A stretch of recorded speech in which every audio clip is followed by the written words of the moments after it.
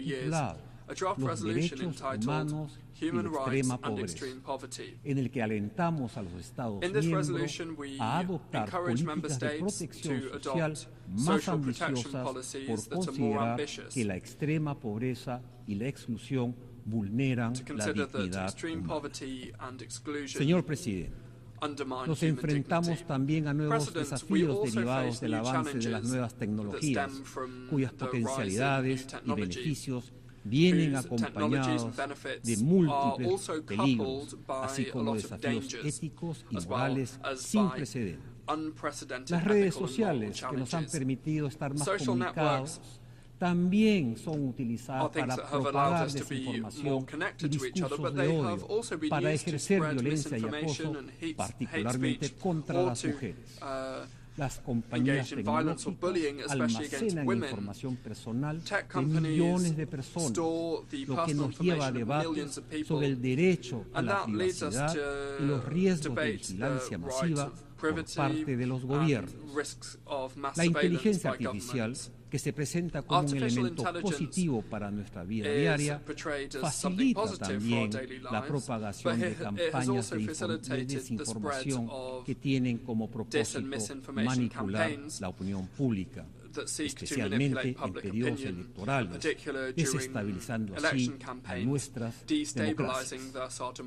Tenemos la responsabilidad colectiva de garantizar que las nuevas tecnologías se desarrollen y utilicen con pleno respeto a la dignidad, a la libertad y los derechos de todas las personas. Por ello es necesario definir principios y marcos reguladores claros para la gobernanza digital. Saludamos en ese sentido el Pacto Digital Mundial adoptado en la Cumbre del Futuro. Señor Presidente, el compromiso del Perú con los derechos humanos y la democracia es inquebrantable. Estos son los valores fundamentales que sustentan a la sociedad peruana y orientan a nuestra política exterior. El Perú cuenta con una larga tradición de respeto y promoción de los derechos humanos, la cual se traduce en nuestra participación en innumerables tratados e instrumentos internacionales sobre la materia y en la estrecha colaboración con las Naciones Unidas y otras organizaciones internacionales que han visitado nuestro país y a las que siempre se les ha brindado todas las facilidades. La fuerte convicción democrática del pueblo peruano guía nuestra firme política exterior en defensa de la democracia representativa en el continente americano y en contra de cualquier intento de desconocer la voluntad popular. La falta de libertad y métodos democráticos de participación política, sumado a la represión y falta de oportunidades, generan masivos flujos migratorios y de refugiados que generan presiones y tensiones sociales en los países de acogida, principalmente si estos no cuentan con la capacidad económica de absorber a estas personas. Por ello, renovamos nuestro compromiso con el proceso tendiente a alcanzar un instrumento global, vinculante, que facilite una migración segura, ordenada y regular, que cuente con un enfoque de derechos humanos centrado en las personas, que brinde predictibilidad y proteja a los migrantes de las organizaciones de crimen transnacional dedicados al tráfico y a la trata de personas. Los pilares de la política exterior del Perú que acabo de escribir sustentan la grave preocupación por la situación en Venezuela, en especial desde el proceso electoral que se produjo el pasado 28 de julio en ese país. Los resultados programados oficialmente no han cumplido con la obligación legal venezolana de mostrar con transparencia e imparcialidad las actas originales del escrutinio y, por tanto, no reflejan legítimamente la voluntad popular de la ciudadanía venezolana. El Perú no reconoce tales resultados oficiales. Señor Presidente, a lo largo de su historia, el Perú ha mantenido una política exterior comprometida firmemente con el multilateralismo, la defensa del derecho internacional y la promoción de la solución pacífica de las controversias, principios fundamentales de la Carta de esta organización. Esta tradición diplomática explica nuestro histórico compromiso con las Naciones Unidas. Recordamos las contribuciones realizadas por personajes de la talla de Víctor Andrés Belaúnde, quien presidió esta asamblea, de José Luis Bustamante Rivero, presidente de la Corte Internacional de Justicia, y por supuesto de Javier Pérez de Cuellar, quinto secretario general de esta organización y quien representa una inspiración para todos los miembros de nuestro servicio exterior. En una época marcada por las críticas a los alcances del multilateralismo, ese legado nos compromete a mantenernos activos en la promoción de un multilateralismo eficaz que nos permita responder de manera conjunta a los enormes desafíos que demandan nuestra acción colectiva en ámbitos tan diversos como garantizar la paz y la seguridad internacional, proteger el medio ambiente y mitigar el cambio climático, asegurar los medios de implementación para alcanzar el desarrollo sostenible y propiciar una regulación de las nuevas tecnologías. Puede usted contar, señor presidente, con el decidido apoyo del Perú para alcanzar los consensos necesarios que nos permitan avanzar en esta tarea de alcance global. Muchas gracias.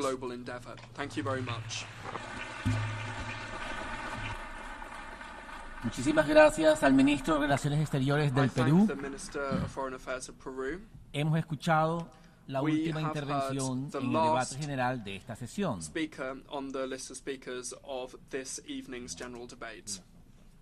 Continuaremos el debate general mañana a las 9 horas en este mismo salón. Se levanta la sesión.